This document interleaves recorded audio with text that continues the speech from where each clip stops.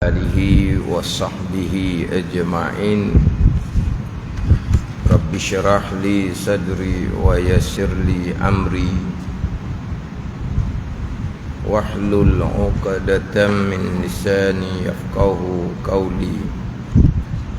Subhanaka la ilma lana illa ma 'allamtana innaka antal alimul hakim. Wala hawla wala quwwata illa billahil aliyyil azim. Kitab Penawar Bagi Hati, muka surat 61, baris bawah sekali.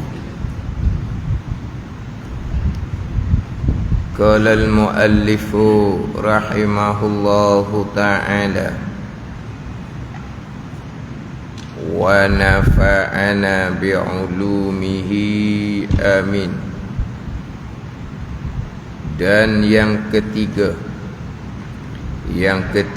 daripada 10 perkara, yang ketiga daripada 10 sifat mahmudah, sebagaimana yang dijatuhkan, sebagaimana Imam Ghazali rahimahullah di dalam kitab Arba'in. Zuhdun, kita sebut dengan zuhud.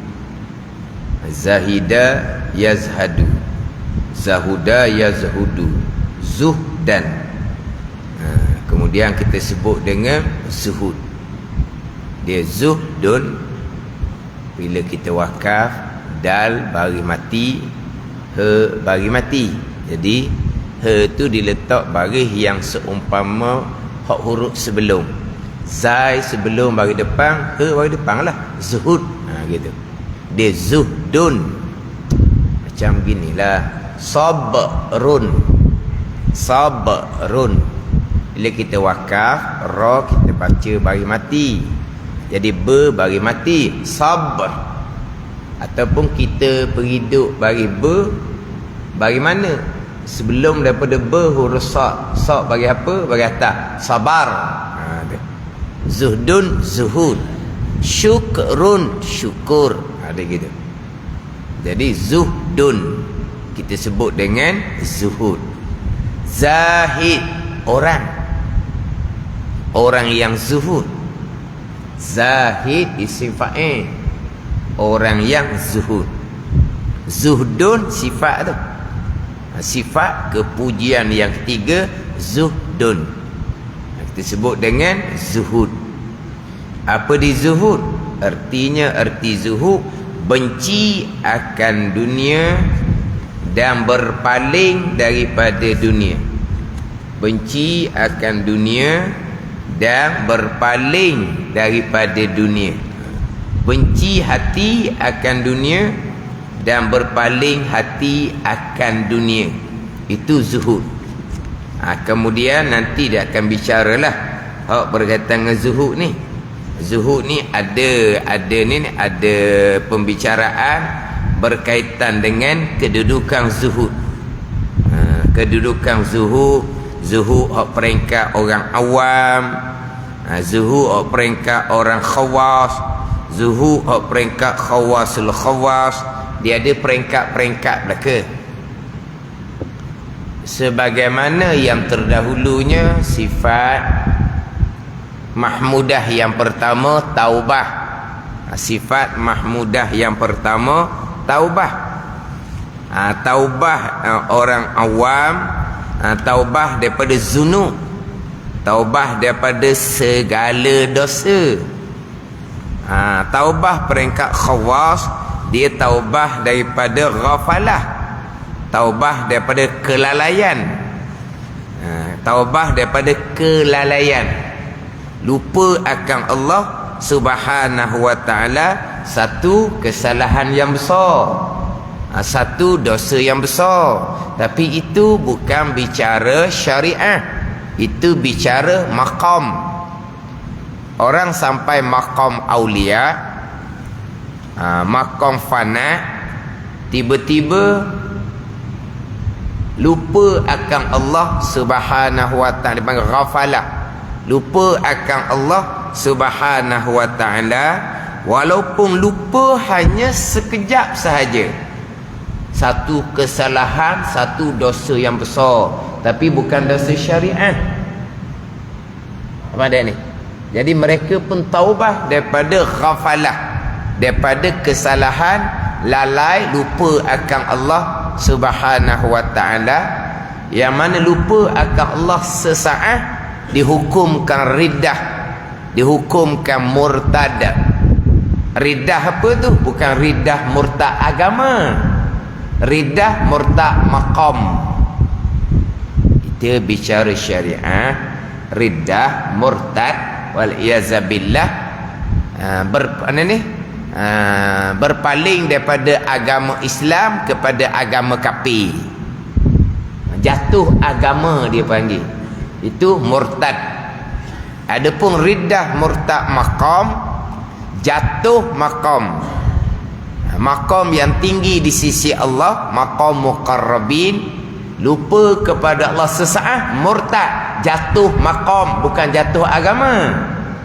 Jangan gitu kau, jangan pergi pada murtad agama. Oh, tu lauk jauh sangat, salah pengajaran. Lupa kepada Allah sesaat, murtad, kafir. Islam pagi, kafir petang, Islam petang, kafir pagi, itu orang Islam di akhir zaman. Nabi kata, ni lupa kepada Allah, kafir. Tengok lembu dia ingat Allah, kafir, murtad. Ni sesat, ni ajaran karut. Tapi dijumpa mana ayat murtad tu? Dijumpa ayat murtad dalam kitab Haqiqah. Jadi murtad di situ bukan murtad syariah, murtad maqam haqiqah. Tapi dia membaca sendiri yang diharamkan membaca sendiri. Dan kita haqiqah, nahnu qaumun tahrumu mutala'atu kutubina. Kami golongan haqiqah mengharamkan mutalaah kitab kami tanpa berguru, haram baca sendiri. Dia jumpa kitab-kitab tasawuf haqiqah, dia baca sendiri. Jumpa di dalam tu lupa kepada Allah sesaat, aku qadaitu bi riddati, aku menghukum diri aku riddah, murtad. Oh, ni murtad agama. Ni sesat ni. Murtad, riddah, apa ni? Jatuh maqam. Bertaubat dengan Allah, maqam naik kembali. Itu bukan cerita bab syariah. Cerita bab syariah, cerita bab Islam, iman, ihsan. Cerita bab Islam murtad, jatuh daripada Islam kepada kafir, wal iyazabillah. Oh, bukan waktu. Lupa kepada Allah sesaat, murtad agama. Tengok lembu tak ingat Allah, murtad, kafir. Ada ajaran seumpama ni. Saya pernah tertipu dengan ajaran yang seumpama ni. Saya sendiri pernah tertipu dengan ajaran yang seumpama ni. Masa tu duduk pondok sudah 3 tahun, tapi masih lagi tidak boleh menilai salahnya ajaran tu, karuknya ajaran tu. Tak ada nak nilai. Teguh saya sudah berpesan, jangan pergi ke satu tempat dia ajar ajaran salah. Itu sudah pesan. Tapi penilaian kita, penilaian yang tidak matang. Penilaian tidak matang. Macam mana penilaian yang tidak matang? Penilaiannya, mana ramai, tepat mana hak ramai. Hak tu guru ni, hak kata di sana tu salah, ramai ada anak murid dia, tak ramai. Hak tempat dikatakan jangan pergi tu, salah tu, ramai. Penilaian tak matangnya, hak ramai tu betul. Ke macam mana kita nilai? Kalau kita nilai gitu, tak matang lah tu. Jadi macam mana boleh kata salah ramai orang? Pandai ni. Jadi saya pesan dah, jangan pergi salah. Tapi pergi juga, dah ingat pada Allah, kafir, murtad. Allah takutnya lah. Dah kafir murtad ni, ya Allah, macam mana ni, macam mana nak ingat macam mana kita orang awam hak dosa banyak. Kalau kita tekan hok di luar keupayaan kita, faham tak? Putus mana-mana orang, syok mana-mana orang, geteng lah jawapan dia. Tahu geteng? Putus mana-mana orang, syok mana-mana orang, syok wayar lah. Geteng lah. Ada geteng? Faham geteng?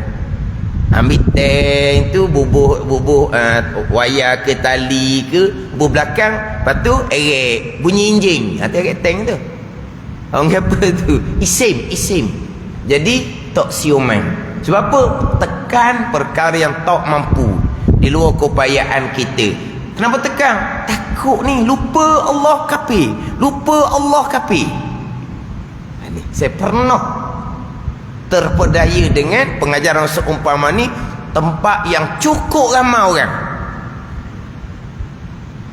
Berpindah ke Pondok Pasir Tumbuh, alhamdulillah, kelas pertama saya pergi kepada pengajian almarhum Tuan Guru Haji Abdul Rahman Wakaf Baru.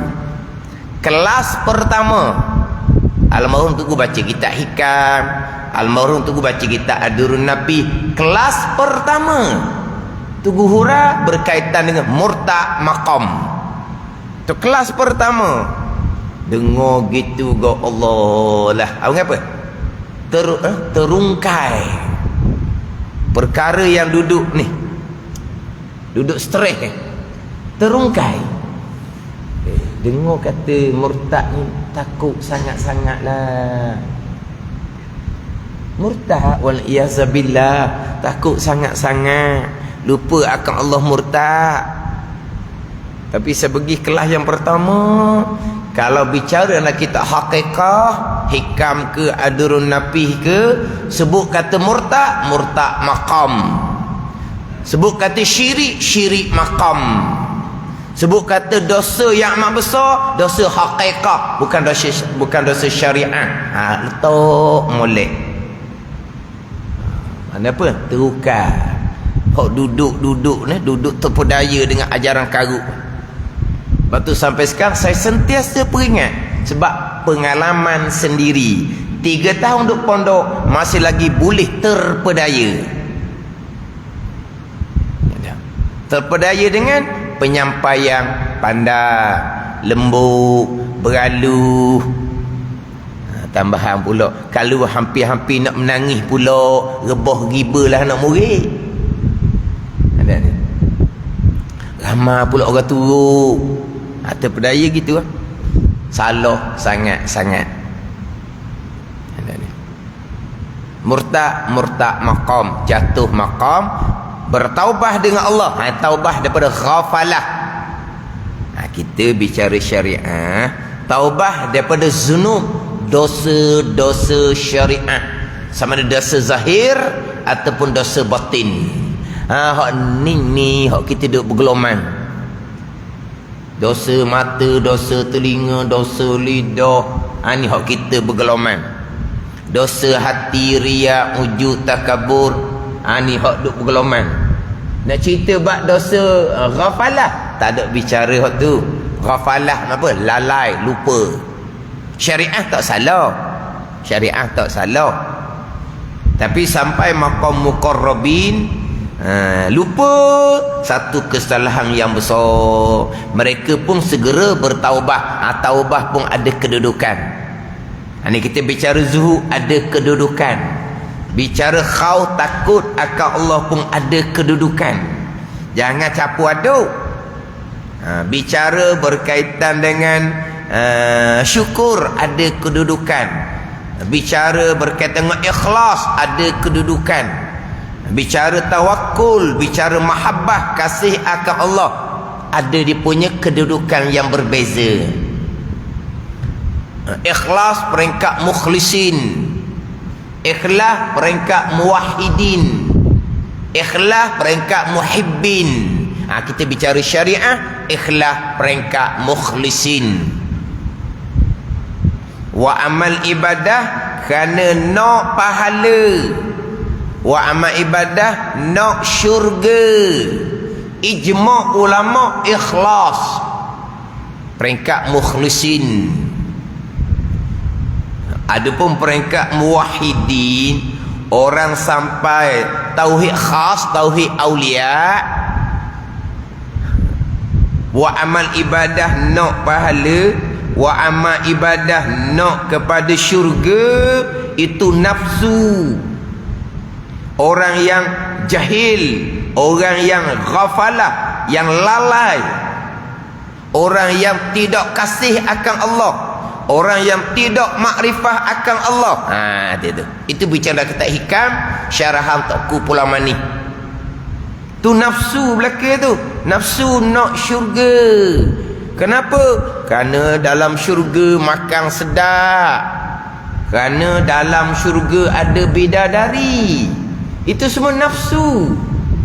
Dia panggil nafsu ukhrawi, nafsu bangsa akhirah. Salah lagi nafsu tu, nafsu belum mati dia panggil.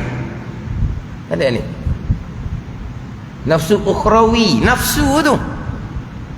Orang yang seumpama tu orang jahil, orang yang ghafalah, lalai daripada Allah, orang yang tidak kasih akan Allah, orang yang tidak makrifah akan Allah. Tidak kasih. Kalau kasih akan Allah, wa amal ibadat nak Allah lah, bukan nak makhluk Allah. Syurga tu makhluk Allah, bidadari tu makhluk Allah. Syurga tu barang milik Allah, bidadari tu barang milik Allah. Orang yang kasih akan Allah, nak Allah, bukan nak barang dia. Pandai ni. Tidak kasih akan Allah, tidak sampai mahabbah khasah, mahabbah aulia. Tapi kita buat amal ibadah syariat, dia panggil kasih akan Allah dah, comel loteh dah. Tiada makrifah akan Allah, makrifah khasah, makrifah aulia. Makrifah fardu ain tu awal-awal ngaji sifat 20. Itu makrifah syariah. Tiada makrifah mana apa, tak siapa makrifah aulia. Tu. Pada ni.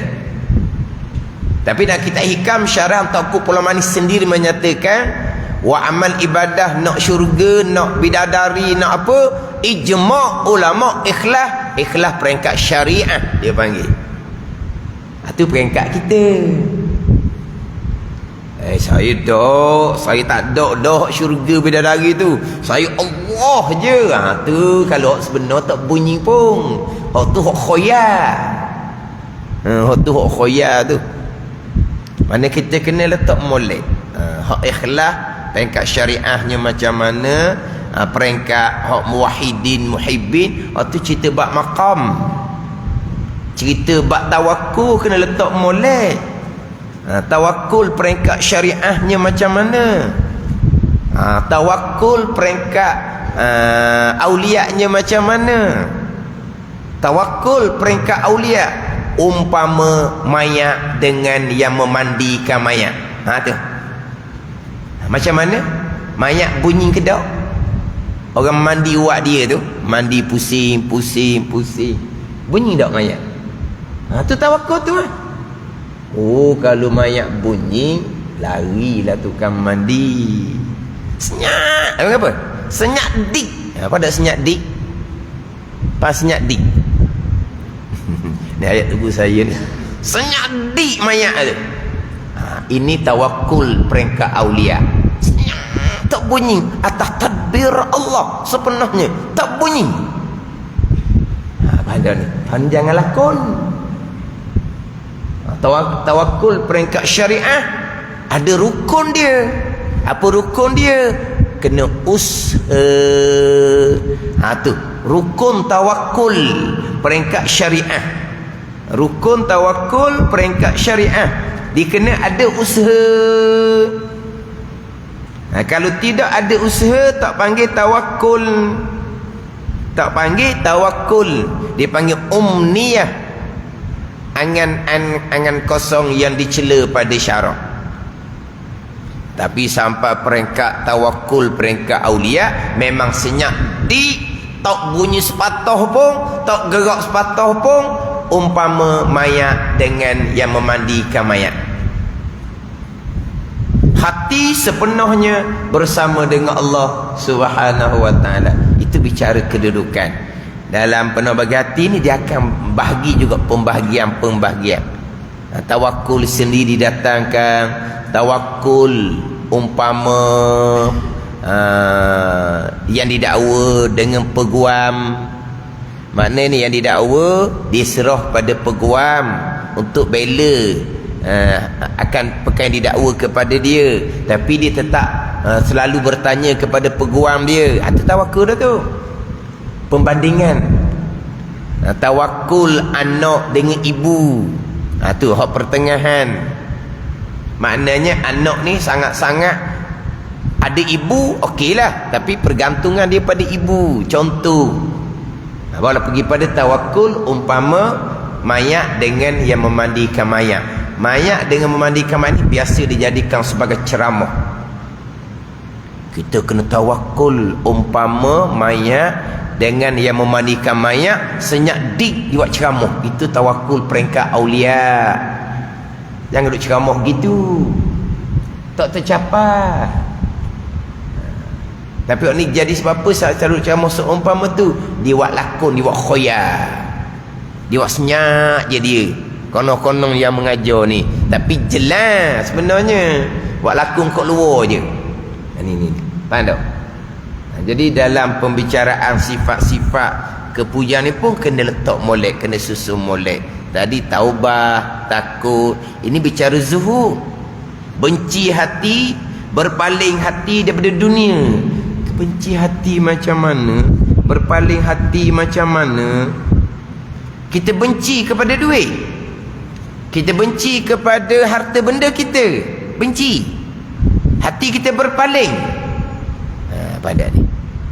Sekurang-kurangnya tawakul peringkat awam, benci hati daripada dunia yang diharamkan, berpaling hati daripada dunia yang diharamkan. Itu sekurang-kurang. Banyak mana pun tapi haram, benci, berpaling hati. Tak telia pun ni tawaran ni bukan tawaran sedikit-sedikit ni, tawaran besar ni. Nak dapat tawaran besar seumpama ni bukan sentiasa dapat peluang ni. Jarang-jarang dapat tawaran yang besar seumpama ni. Itu haram. Hati benci. Orang tawar tu benci, awal-awal benci dah. Besar ni, banyak ni peluang keemasan ni.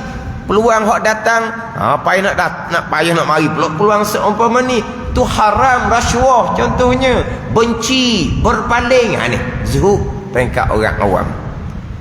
Tapi kalau dunia, duit, harta benda yang halal, no.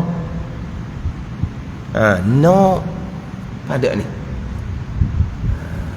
Tak benci hati, tidak berpaling hati, maknanya zuhud awam, zuhud syariat lepas dah. Tapi hati itu masih lagi kasih kepada dunia. Hati masih lagi bersama dengan dunia. Maka hati yang seumpama ni akan terhalang daripada sampai maqam di sisi Allah Subhanahu wa ta'ala. Hati yang seumpama ni lah yang sukar untuk hadirkan khusyuk di dalam sembahyang. Bila hati kasih akan dunia, hati bersama dengan dunia, maka nak dapat khusyuk dalam sembahyang macam mana? Badan ni maknanya tidak ada kedudukan di sisi Allah Subhanahu wa ta'ala. Kedudukan ni maqam atas ni, tetapi ada kedudukan di sisi maqam syariah. Sebab apa? Sebab hati dia benci dan berpaling daripada dunia yang diharamkan. Syariah dia comel dah, syariah dia baik dah. Tu tanda ni. Selamat dah pada hari akhirah. Tak akan ke neraka Allah pada hari akhirah. Tetapi nak dapat darajah syurga yang tinggi, bergantung kepada kedudukan masing-masing di sisi Allah Subhanahu wa taala, tapi selamat dah daripada neraka Allah Subhanahu wa taala apabila hati benci dan berpaling daripada dunia yang diharamkan. Tapi oleh kerana di hati itu masih lagi kasih akan dunia yang halal, hati masih lagi bersama dengan dunia yang halal, maka hati akan terhalang untuk naik maqam muqarrabin, maqam orang yang hatinya bersama dengan Allah Subhanahu wa taala.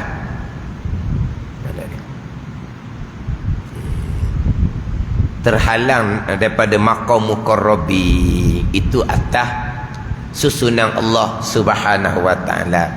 Yang pentingnya maqam syariah kita betul, kedudukan syariah kita betul, akidah comel, semayang bang comel, tanggungjawab dengan keluarga, selesaikan molek. Itu kewajipan syariah. Jangan duk cerita maqam, anak bini tak peduli. Cerita maqam, ramai lah orang sekarang ni cerita maqam, berzikir, bertariqah, naik maqam, tapi tanggungjawab dengan anak bini, fardu ain anak bini macam mana dia tak peduli pun. Ni bukan ni syariat pun tak lepas nak duduk maqam hakiki, maqam di sisi Allah macam mana, maqam syariah pun tak lepas laginya. Ini banyak ni orang yang istijal, orang yang gopoh. Orang gopoh dalam kitab Minhajul Abidin, gopoh antara sifat kecelaan, gopoh antara sifat kecelaan dan menjadi peluang besar syaitan menipu daya anak Adam. Gopoh, suruh belajar molek baik ilmu syariat, lambat nak sapa ke Tuhan. Jaga molek amal syariat, lambat nak sapa ke Tuhan. Dia nak cepat, dia pun pergi pada zikir, pergi pada tariqah, syariat pun tak lepas, kewajipan-kewajipan pun tak lepas. Ini orang yang istijal, golongan mustajilun, orang yang gopoh. Dan kita minhat sifat kecelaan dan peluang besar syaitan menipu daya anak Adam. Kenapa ni? Kita setangga. Dia panggil apa? Step by step. Dia kata setangga, rebah tangga bila nak sampai ke Tuhan. Dia main gitu pula. Sekarang ni tak main tangga dah, dia kata. Lepas tu macam mana? Lift. Masuk dalam lift, tekan, sapa.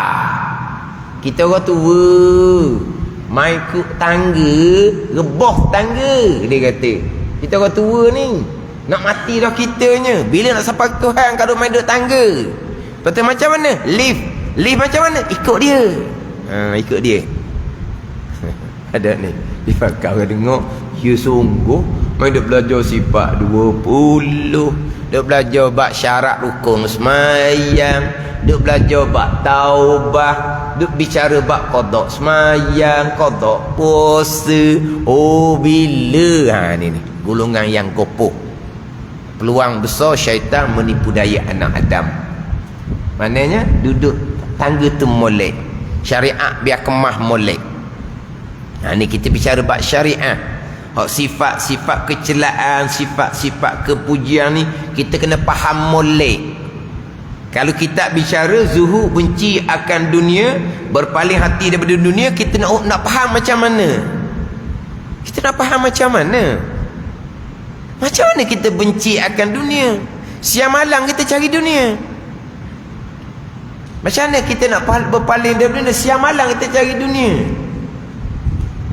Kita cari apa? Kita duduk kerja cari dunia.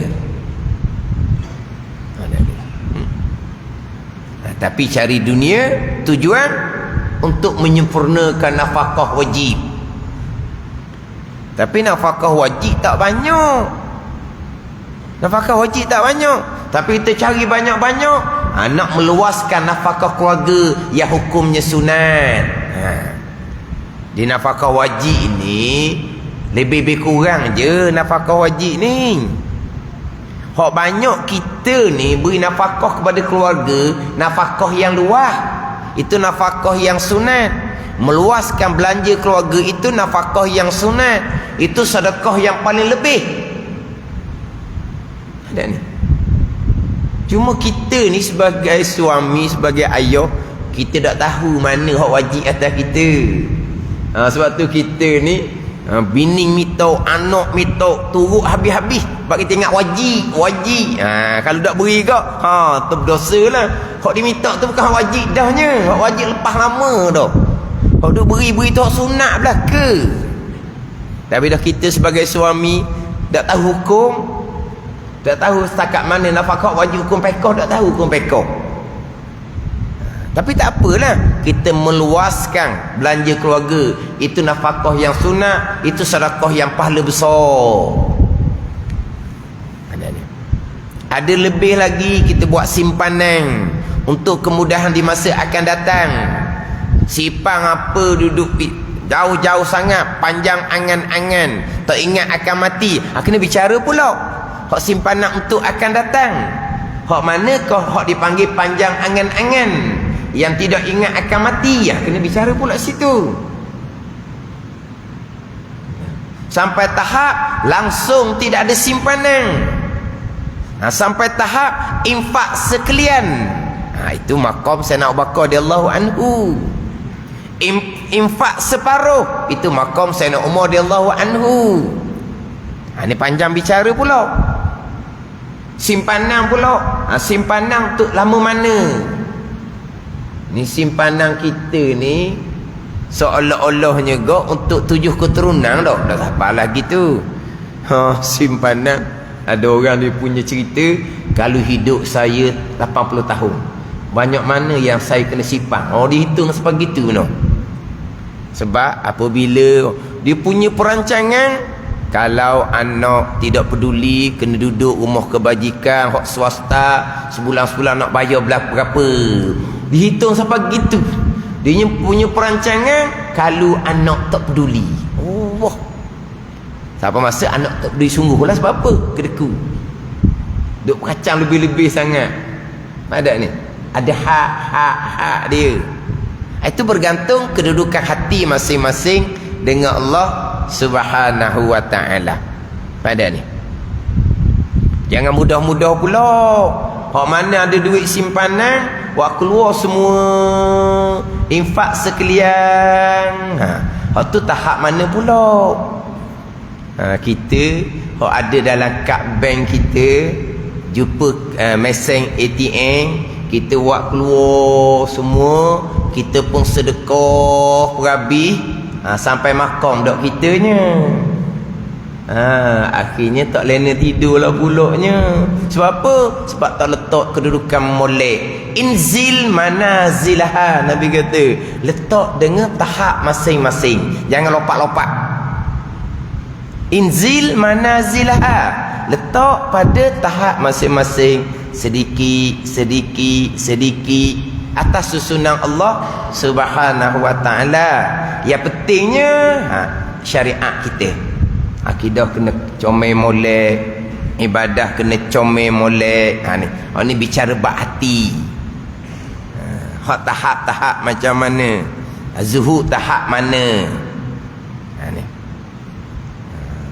Sebagaimana pembicaraan dahulunya, sifat kecelaan, dibicara pula satu-satu tahap. Bakhil mana dicela pada syarak, bakhil mana yang tidak berdosa tapi merugikan syarak. Kasih akan dunia yang dicela pada syarak, kasih akan dunia tidak dicela pada syarak tetapi merugikan akhirah. Dia ada pembicaraan pada ni.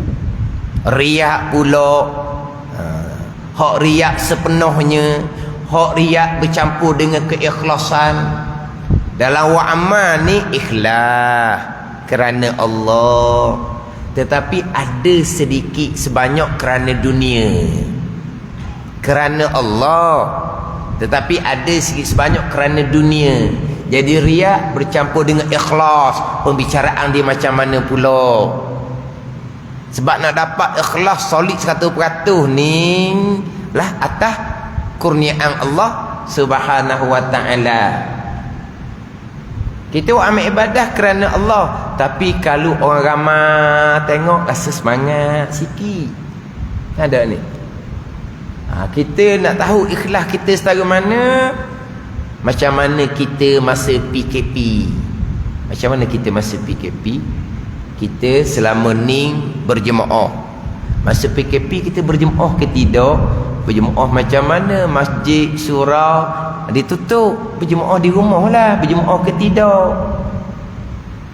Berjemaah di rumah. Masa di masjid dahulu kita qabliyah, ba'diyah lengkap. Ketika berjemaah di rumah, qabliyah, ba'diyah macam mana? Ketika kita berada di masjid tarawih 20 rakaat, kita tarawih di rumah macam mana? Boleh 20 rakaat, 8 je. Jadi kenapa berbeza? Ketika di masjid 20, ketika berjemaah tarawih di rumah 8. Kenapa berbeza? Ini kekuatan dalaman kita rendah.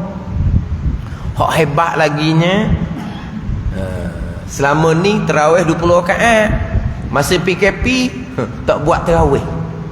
Ada tak buat tarawih? Tak tarawih. Dok dia kata. Dok. Ada hak tarawih tapi tarawih seorang-seorang. Kenapa seorang-seorang? Kita berkeluarga. Berjemaah lah. Pada ni. Kenapa dia gitu? Sebab keikhlasan kita tu. Depan orang ni jadi semangat lebih sikit. Maknanya apa tu? Di situ ada campuran riak kerana orang. Tu kena perici satu-satu tu. Ada ni. Mana kita bicara kedudukan syariah kita ni, yang kita duk mujahadahnya bab kedudukan syariah kita.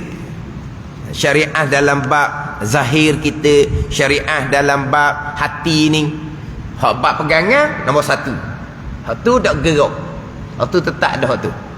Hak tu kena selesai awal. Dalam bab pegangan hak tu kena selesai awal. Kena solid dalam bab pegangan. Solid dengan akidah Ahlussunnah wal Jamaah. Mari bagai-bagai fahaman-fahaman yang terpesong daripada pegangan Ahlussunnah wal Jamaah, kita tetap dah. Tetap dah kita je. Tak berak dah. Atau nombor 1. Atau bab pegangan. Ada ni. Sebab dalam bab pegangan level lain. Sebab tu dalam kitab Minhajul Abidin bicara bab taubah.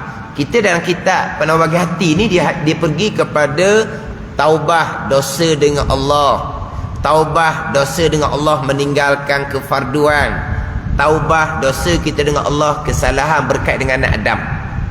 Dan kitab Minhaj dia mulai bicara taubah daripada dosa usuluddin. Tu level lain. Dosa usuluddin, dosa pegangan. Dosa usuluddin pecah 2. Dosa usuluddin pegangan yang kufur. Dosa usuluddin pegangan yang bid'ah, pegangan Mu'tazilah. Taubah tu dulu. Pergi kepada dosa furu'uddin, dosa cabang agama, dosa dengan Allah, dosa tinggal sembahyang puasa, dosa dengan anak Adam, tu dosa furu'uddin. Ada ni. Tapi dalam kitab Penaubah tidak cerita gitu. Dia terus pergi kepada hak dosa 3 bahagian, hak berkait ni dosa furu'uddin. Dan kitab Minhaj dia asingkan dosa usuluddin level lain, dosa furu'uddin cabang agama level lain. Batulah bab usuluddin hak tu kena clear molek. Yang kita duk mujahadah ni hak furu'uddin cabang agama, syariat zahir kita macam mana, syariat batin kita macam mana, hak yang kita duk mujahadah. Ada ni. Syariat zahir ni termasuk tanggungjawab nah. Kita sebagai ibu bapa besar tanggungjawab. Kita sebagai suami besar tanggungjawab.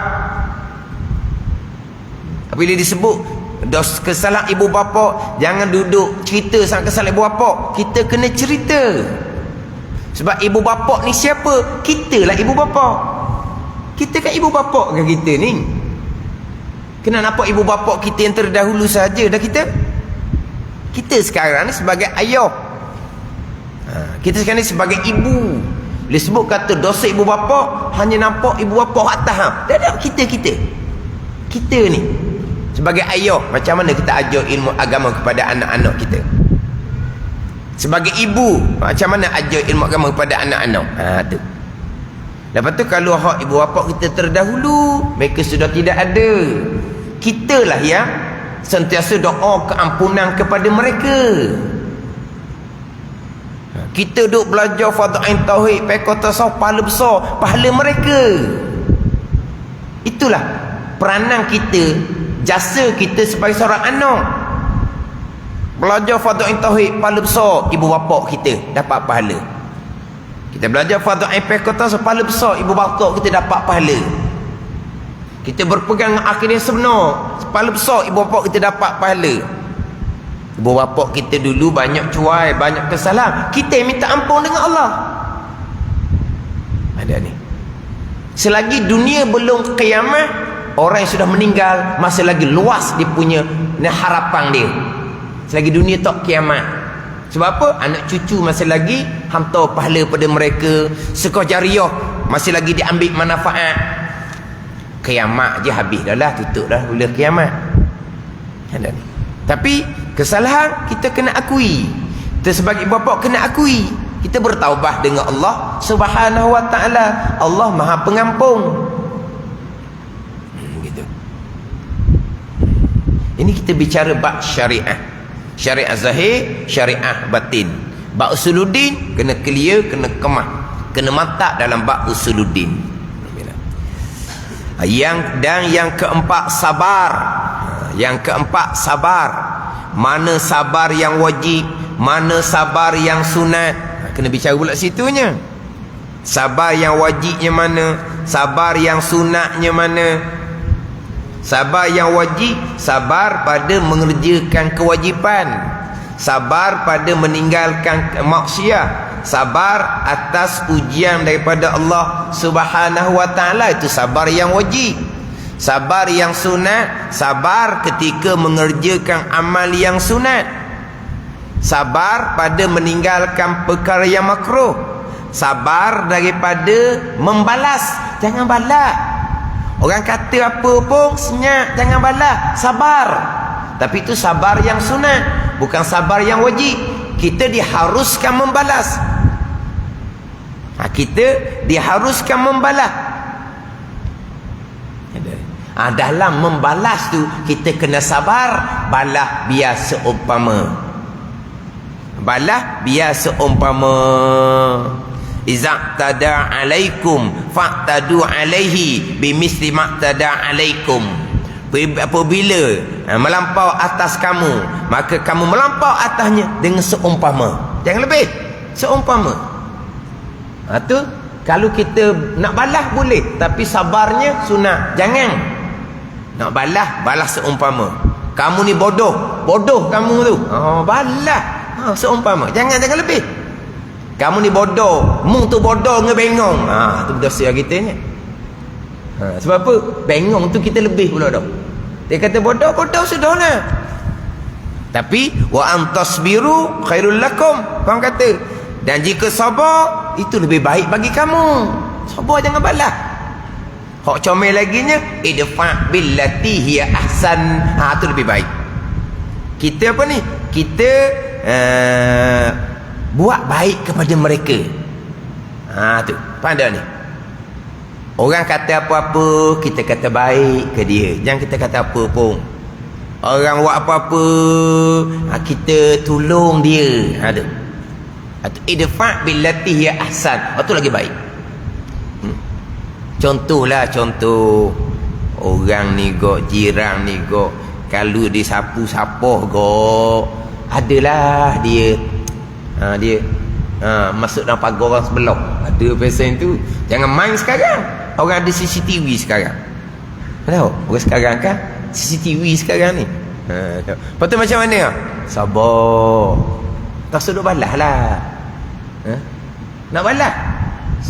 Kalau kita sabar, boleh pahala sunat, pahala besar. Nak balas seumpama lah. Jangan pula kita ambil hak dia masuk dalam pagar kita, kita ambil hak dapur kita pula, kita bubuh dalam pagar dia. Tu dosa kita. Seumpama dia. Nak comel, jangan balas, sabar. Nak comel, kita buat kuih atau kuih ke dia. Gitu. Akhirnya dia pun malulah. Dia buat pelik-pelik, tapi orang sebelah tak ada balas pun. Hak sapuh dia masuk tu dia ambil, dia buang sendiri, balas tidak sabar, dia buat baik pula atau kuih pula, akhirnya akan mati gitu je lah, akan mana ni, akan terpadam gitu je.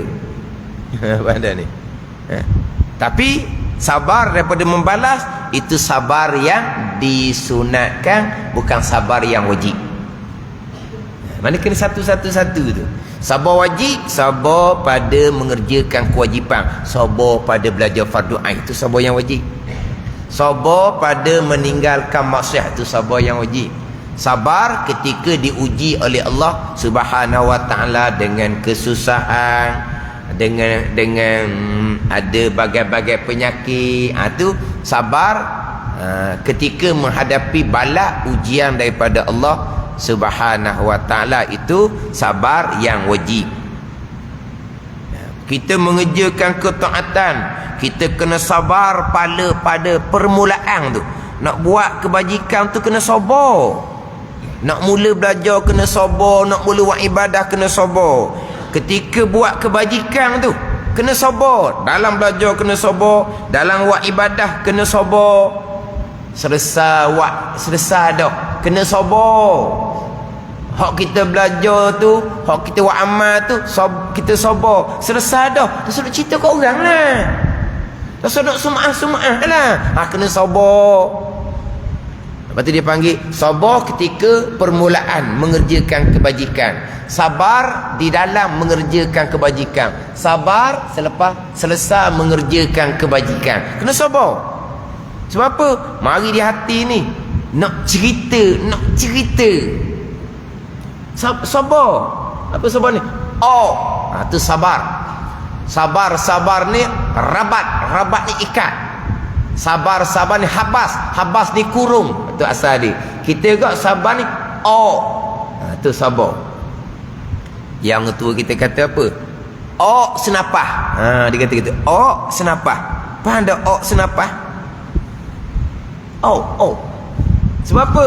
As-sabru, Nabi kata as-sabru inda sadmatil ula. Ada sabar yang sempurna, sabar ketika mula-mula Tuhan uji. Tu ketika mula-mula Tuhan uji, itu sabar yang sempurna. Tu orang tu kita kata senapah. Kalau di awal tu kita sabar, kok depan ringan je kita sabar. Pada ni bukan senapah, sabar sekejap lepas tu kita gomoh. Bukan, jangan salah faham ni. Kita diuji senapah, lepas tu kita pun gomoh gitu. Senapah dengan bahawa kalau di permulaan diuji kita sabar, kok depan tu ringan. Pada ni hak mula-mula tu kita melenting, lepas tu barulah kita urut dada. Allah, astagfirullahalazim, kenapalah tadi tak lekat sabar ketika mula-mula tu.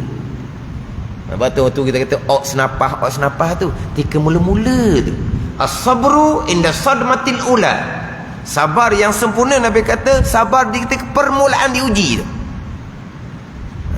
Pada ketika permulaan tu, ni kadang-kadang ni ketika tu kan orang nasihat sabar, keling marah. Tak kena ke dia. Kalau kena ke dia super je, dia kata. Dia urut lama dia pun tenang. Nampak dia tenang. Dia boleh terima dah kenyataan. Tapi tadi mula-mula bergelepar lah. Maknanya kesabaran dia ada, tapi kesabaran yang tidak sempurna. Tak ada sabar ni siapa kesudah lah. Siapa kesudah dia melenting, siapa kesudah dia marah, siapa kesudah dia tak diterima kenyataan. Ni tak ada sabar langsung. Ketika memula Tuhan uji, terlucuk kesabaran, tetapi akhirnya dia tenang. Mana apa tu? Ada dalamang ni. Tapi masa mula-mula tu tak sempat nak kawal. Hak mula-mula tu lah. Hak kata senapah tu. As-sabru inda sadmatil ula.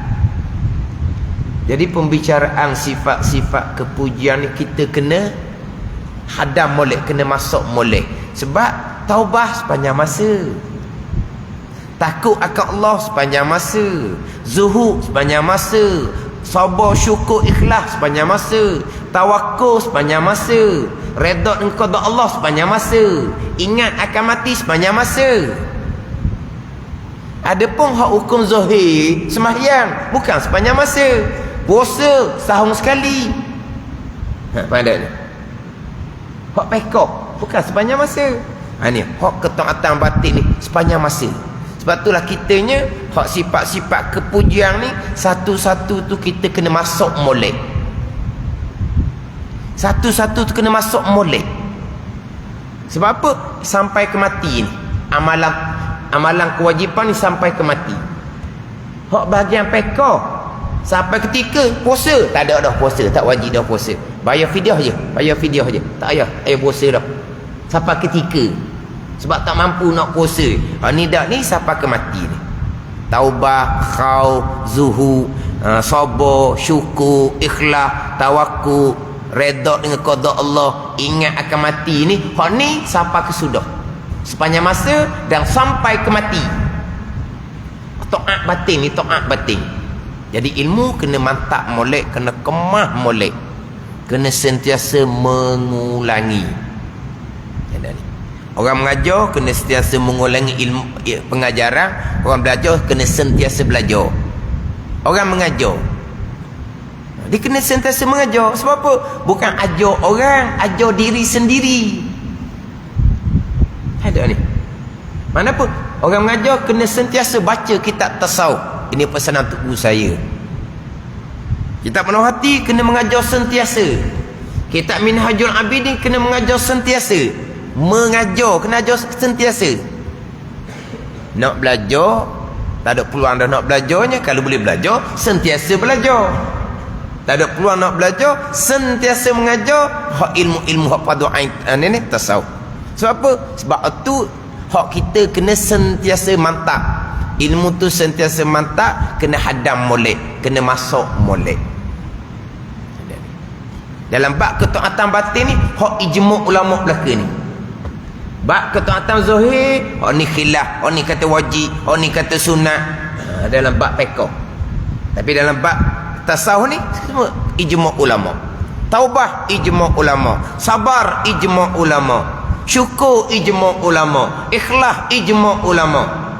Tak ada kata setengah ulama ikhlas sunat, tak ada. Ini kewajipan yang ijma' ulama. Ketaatan batin antara kita dengan Allah Subhanahu wa taala.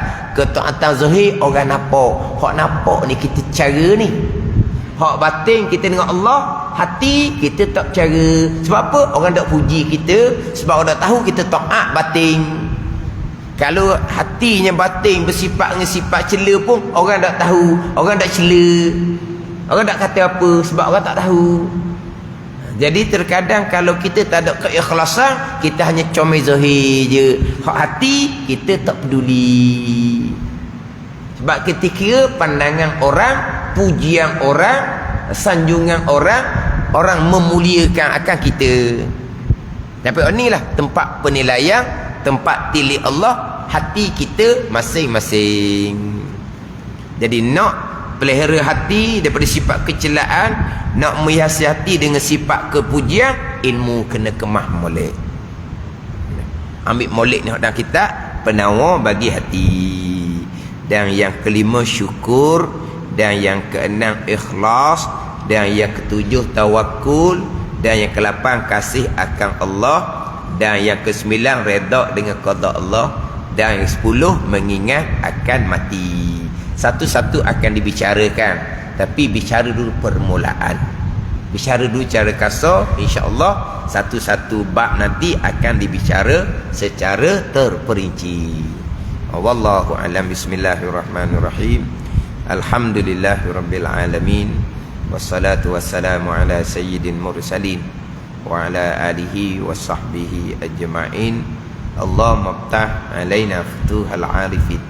Allahumma allimna ilma akdamin wa fahimna famas sabiqin warzuqna ruqat talibin. Allahumma zidna ilma wa alhiqna bis salihin.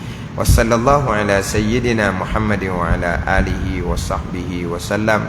Walhamdulillahi rabbil alamin.